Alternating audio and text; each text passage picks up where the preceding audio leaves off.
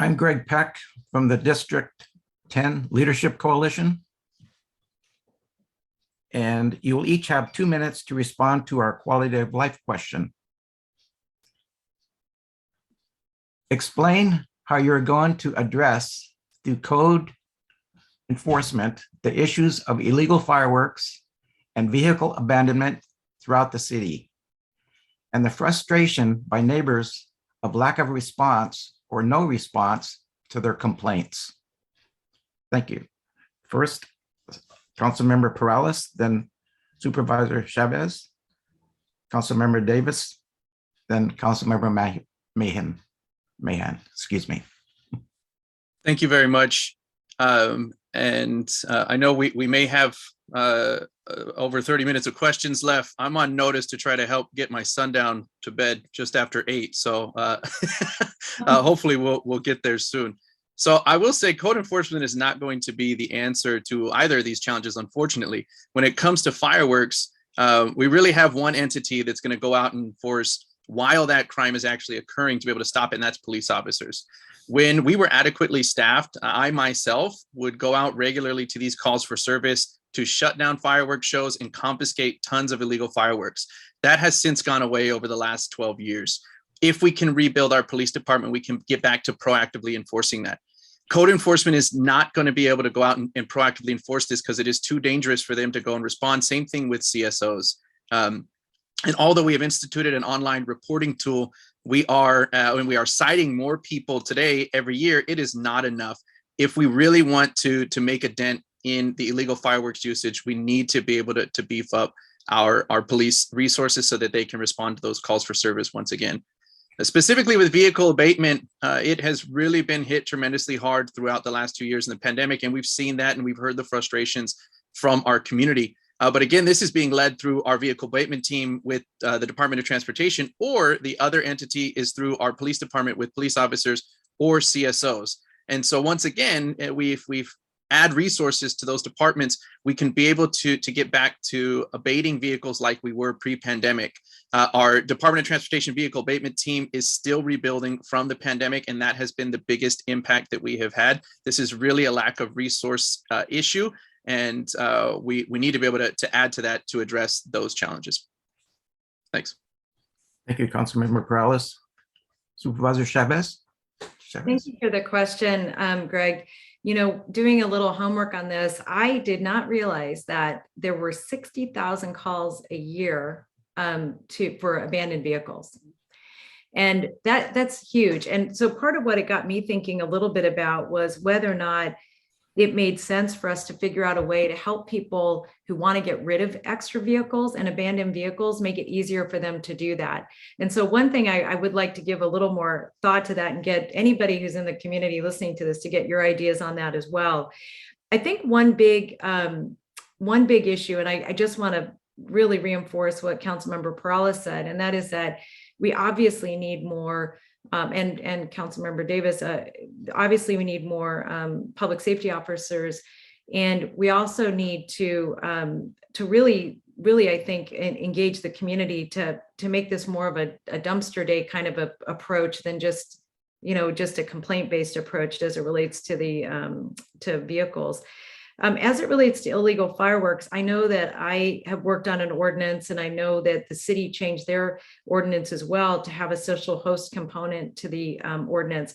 I think the challenge is honestly that we need to be looking at a task force, perhaps between the sheriffs and San Jose PD, so that we can use and marshal resources to do a much better job of going after the big offenders.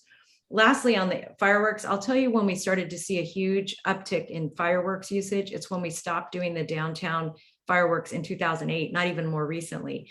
And so reestablishing locations all across the city where neighbors and communities can reclaim that age-old 4th of July, you go to the park, you have a safe firework experience, I think is going to be really, really critical to make sure that we're doing that citywide and not just in downtown San Jose.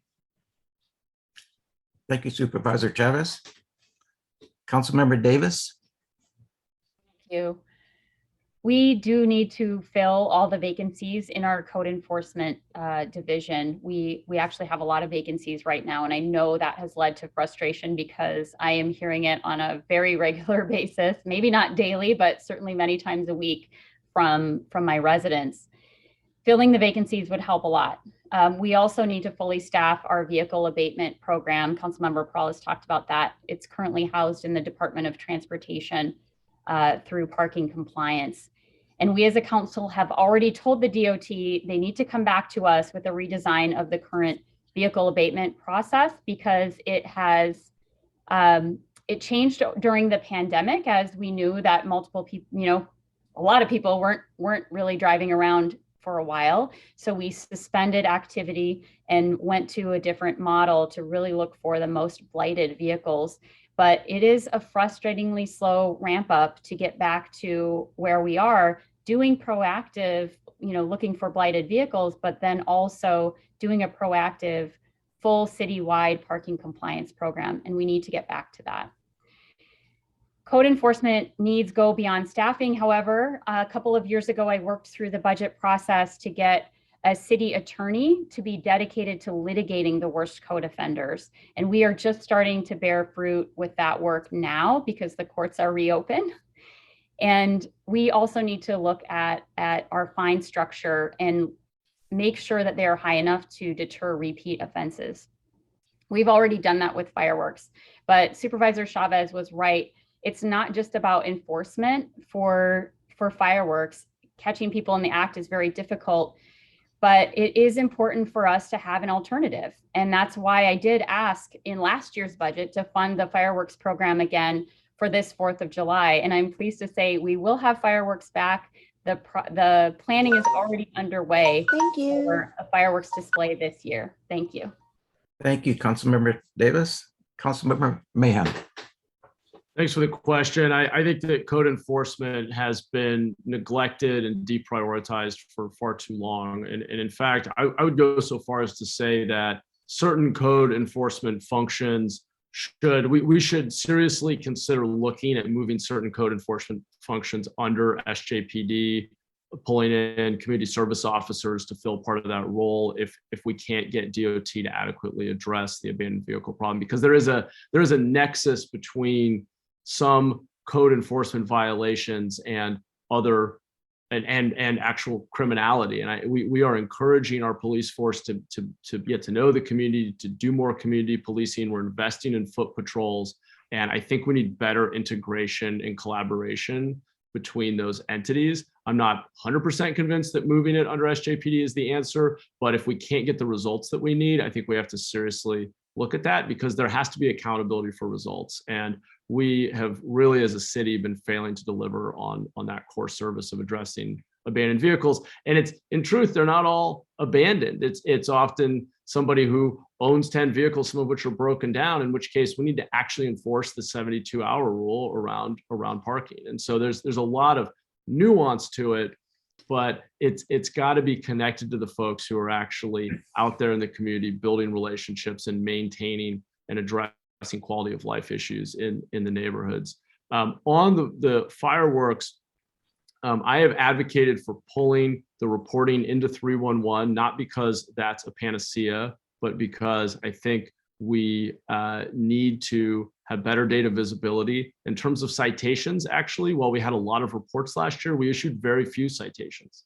And I think we should have community service officers be part of the solution, because we need more boots on the ground, pre-positioned around the city, particularly in the days around the 4th of July. And we have to be much more proactive about citing. Thank you. Thank you all for your responses to that question. Thank you.